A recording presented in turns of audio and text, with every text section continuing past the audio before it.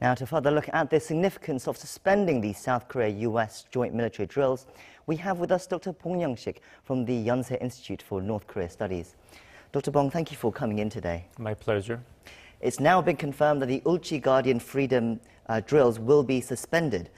It's the first time in 28 years that they won't be happening, and that previous report we just heard explained a little bit about the history of these exercises. But can you briefly go into why these exercises, why the UFG drills are important?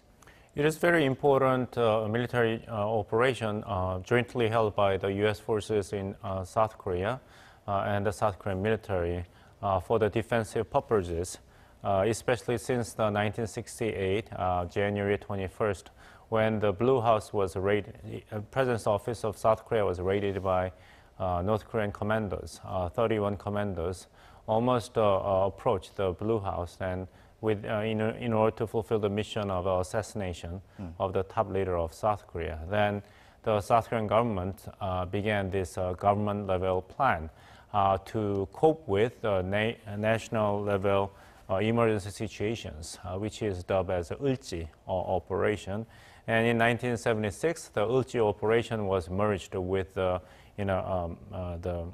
focus lens operation led by the United Nations Command. So it's a combination of a domestic military operation by the South Korean government and the U.S. military in the spirit of the armistice agreement since the suspension of the Korean War in 1953.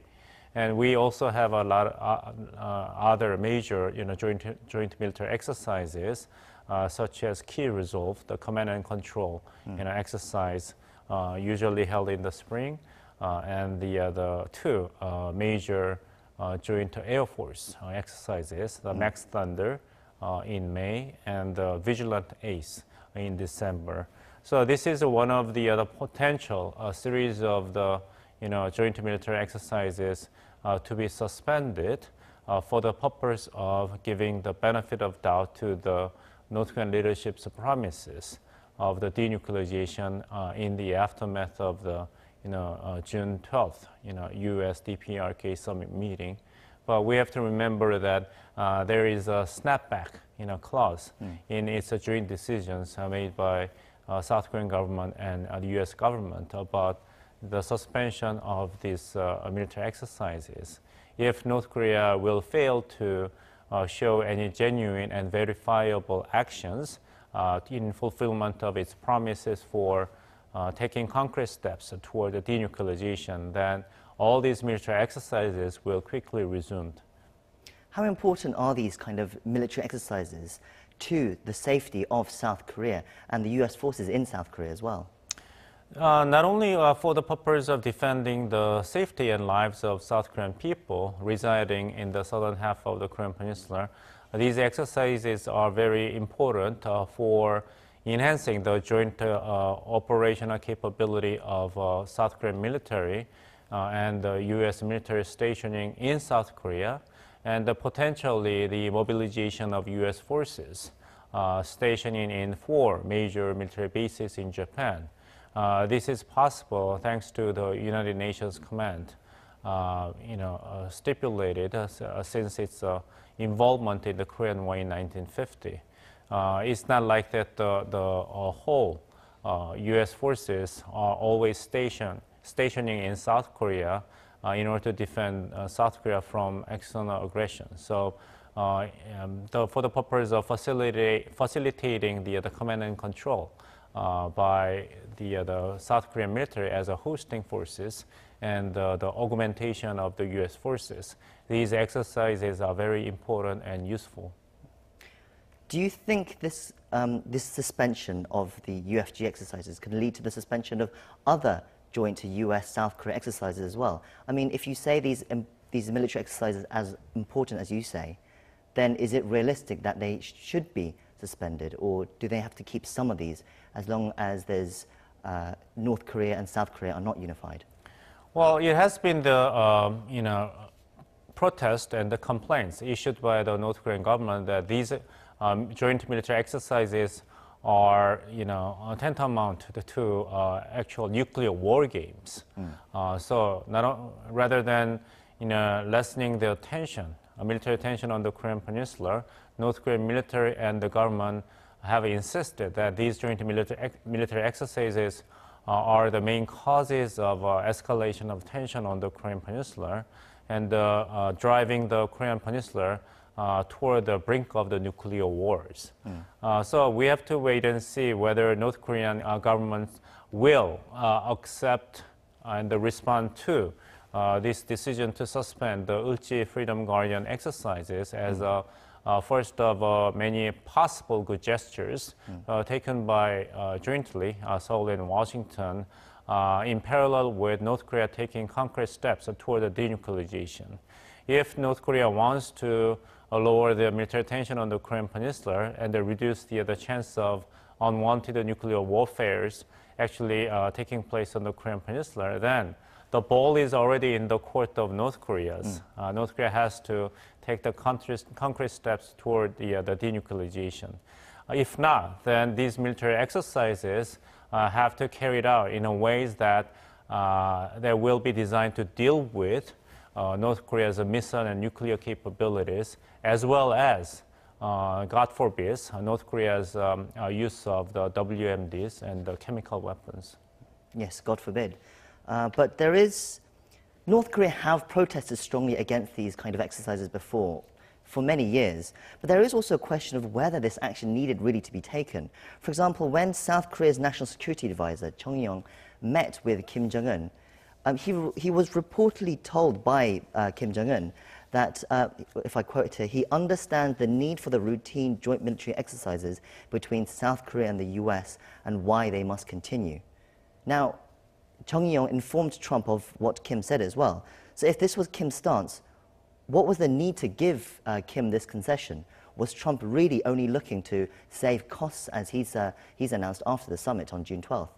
Well, I mean, it is clear that the President of the United States, Mr. Donald Trump, is very much interested in lowering the cost of the joint military exercises in the name of, helping, save the American taxpayers' money. But at the same time, it is a very important first step, first bite in the apple by the Trump administration after the Singapore summit meeting with Mr. Kim Jong-un that United States is prepared to draw a big picture with Pyongyang toward the pursuit of the joint, and common interest.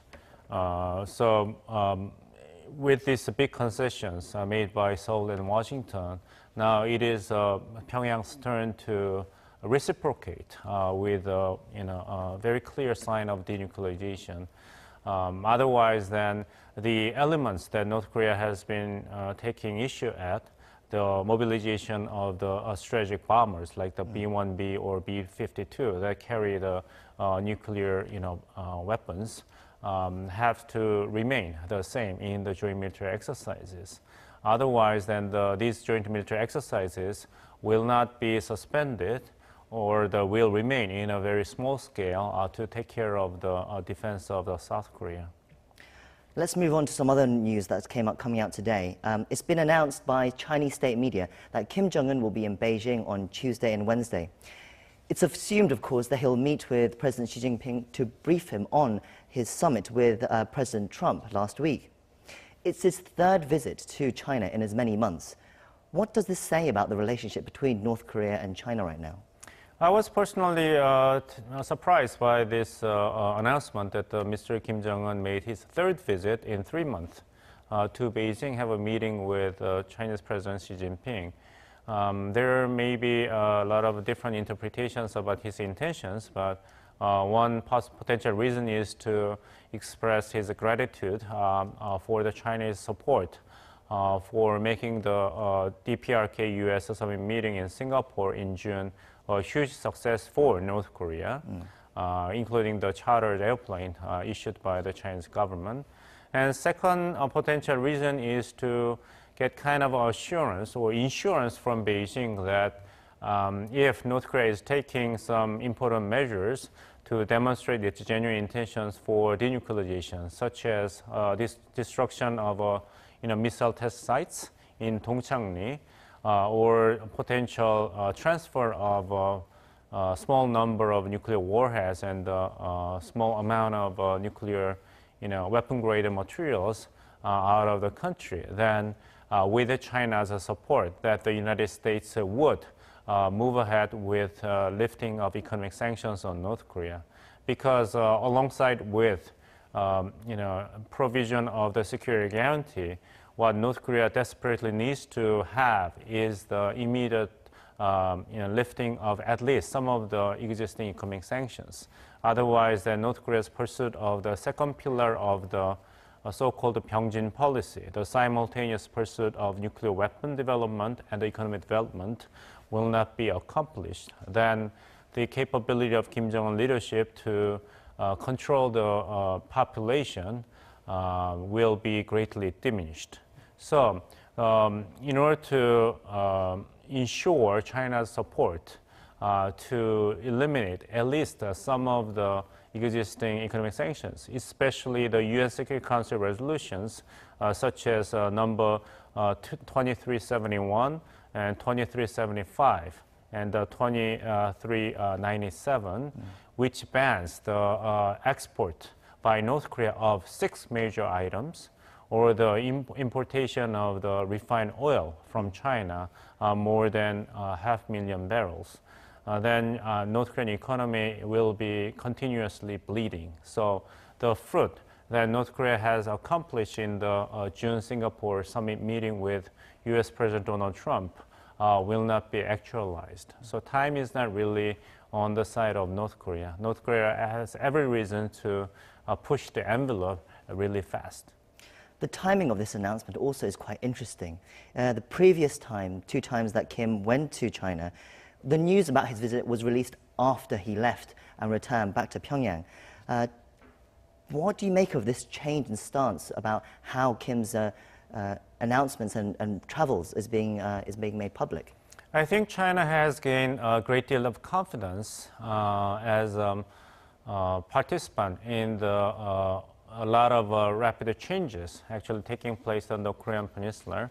And by openly announcing Kim's 3rd visit to Beijing, it seems like Chinese government wants to have the guarantee of its participation in the upcoming multilateral discussions and negotiations on announcing the end of the Korean War and potential replacing of the 1953 Armistice Agreement to a peace treaty, because it has not been officially set whether China will be definitely invited as a 4th party in the multilateral negotiations to replace the 1953 Armistice Agreement. And by making this open announcement, China